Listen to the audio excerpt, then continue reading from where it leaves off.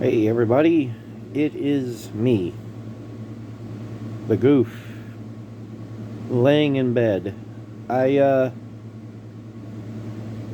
I know I haven't been doing much. Um haven't streamed in the last 2 nights. I have not been feeling good. Been feeling pretty terrible really. My sleeping has not. Okay, so at one point, and I'm starting to think it's a medication I'm on, but at one point I was breathing pretty good in my sleep. I went back to dreaming and everything. Yeah. When I breathe in my sleep, when I fall asleep and I breathe and I sleep good and everything, I'll have dreams. When I'm suffocating in my sleep and I'm not getting enough oxygen, I do not dream. I have no dreams.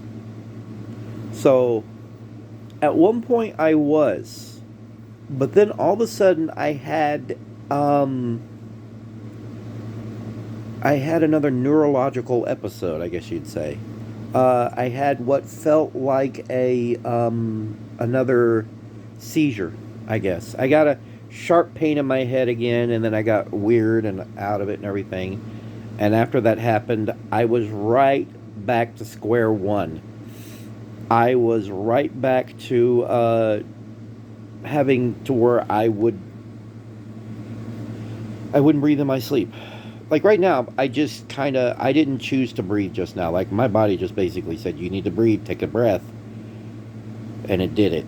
And that's how it's supposed to be. Like when my central sleep apnea is in full swing, I have to even even when I'm awake, I have to tell myself to breathe.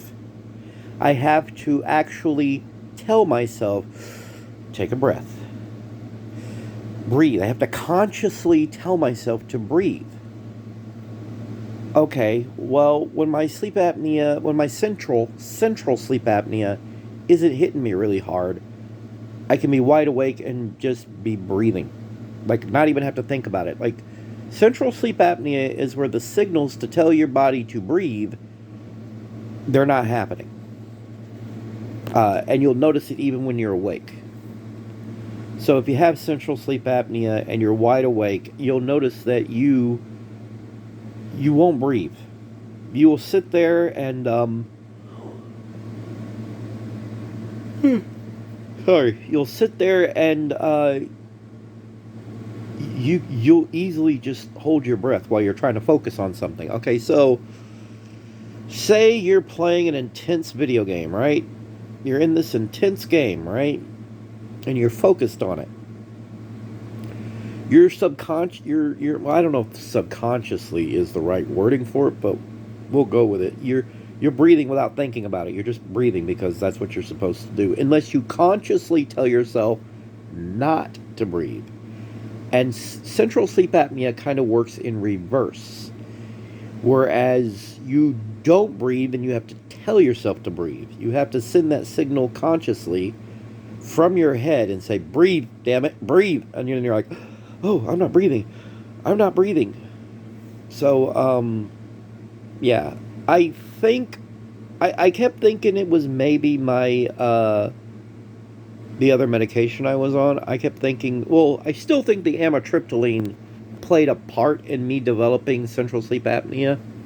I started having all kinds of trouble on it, but I was also, you got to realize, I was also taking another medication that is known to cause seizures in some people, and that is my cholesterol medication, atorvastatin. Atorvastatin. I was on 40 milligrams of that crap, and the hospital had me on that. I came home and I was still taking it. I think I've talked about this before. So, um, that stuff was causing me some nerve pain, I noticed. I noticed I was having neurological pain. Nerves in my muscles. My muscles were hurting, my arms were hurting, my joints were hurting. And it was just this pulsing. It was pulsing, but it was sharp. It was like a sharp pulsing feeling. So it was like it would intense, It would just basically kind of get intense, then slack, then intense repeatedly, and it would just kind of be like, almost like when you hear a ringing in your ear that's kind of in and out. So,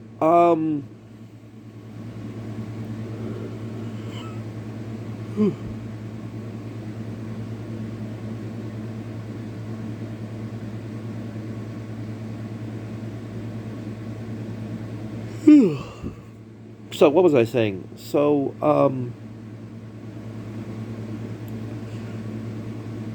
it was happening on the atorvastatin. Okay, well, I stopped taking the atorvastatin completely, which isn't good. It's for cholesterol, but I'm not really eating much of anything high in cholesterol. I'm not eating much of anything at all. I mean, I ate some potatoes earlier, and my blood sugar didn't really budge. That's another thing concerning me. I'm thinking something's wrong with my pancreas. I don't know. My pancreas will just my blood sugar will just, it takes a lot to budget. Let's put it like that. We went somewhere yesterday and ate, right? And we ate quite a bit. I ate more than I should have, considering my stomach issues. And some of that towards the end was ice cream, and it was quite a bit of ice cream. So all that food together, my blood sugar kind of hopped up yesterday. It hopped up yesterday. It went to 140 something. Eventually, it went back down. But that was a lot of food. This was a few pieces of potato. I don't think it was enough, really. I don't think it was enough. Ugh. I keep having a lot of pain over here on my side. So another thing I wanted to talk about is I went to back to the GI doctor, and he is a jerk. He just is. Like, he's frustrated because anything that he would give me, I can't have. Amitriptyline is something they give people who have irritable bowel syndrome. I can't take amitriptyline. It made me sick. It did a lot of horrible crap to me. And so he's like, I don't know what, he's like, I don't know what to give you, Mr. Ponder. We're in a situation where I can't help you, basically. That wasn't his exact words, but that was basically it. So he sent me on my merry way. He was like, and he didn't even want to follow up. And I think part of that was because I didn't have a copay. I shouldn't have to have a copay, by the way. Because I'm disabled, I have Medicare and Medicaid. I shouldn't have had to have a copay, but he was talking about how I needed a copay. What is the sharp pains that I'm feeling? I don't know. I have IBS really bad. And what he basically said was nerve damage. And it's internal, as he put it, internal nerve damage. I have nerve damage internally. In my stomach, in my, not necessarily my stomach, but in my intestines. And possibly other parts inside of me. And he's basically like, there was nothing he felt like he could do. Like, there's no point in me coming back. So, unless my primary physician suspects that I might have something like, Lord forbid, colon cancer or something like that, he won't send me back. I'm not going to be going back over there. And even if I have to see a GI doctor again, I don't want to see that GI doctor. I don't know. He was a bit of an ass. He took forever to get to me. He took over 2 hours to get to me. And then by the time he got to me, he was very, very quick. He was ready to get out of there. He was like, he's done. It's over. So, yeah. And I mentioned it before, but the biopsy that they took, it came back negative. It was all clean. So, I don't know. I don't know what's going on with me. I have a sleep study Wednesday night. We know right where the sleep study is, so we're good. I have a sleep study, and Monday I got to go to my primary physician. I'm still having some muscle pains. And I think part of that is my breathing issues in my sleep. I'm not getting oxygen to my body. I'm worried about heart failure. My stomach hurts when I breathe in. But anyhow, I'm running out of data on the phone to record with. I'm at 10 minutes. I only have like 11 minutes that I could do this, so I'm going to go ahead and cut it here. I will try and do another one at some point. Um, I guess this is a health update.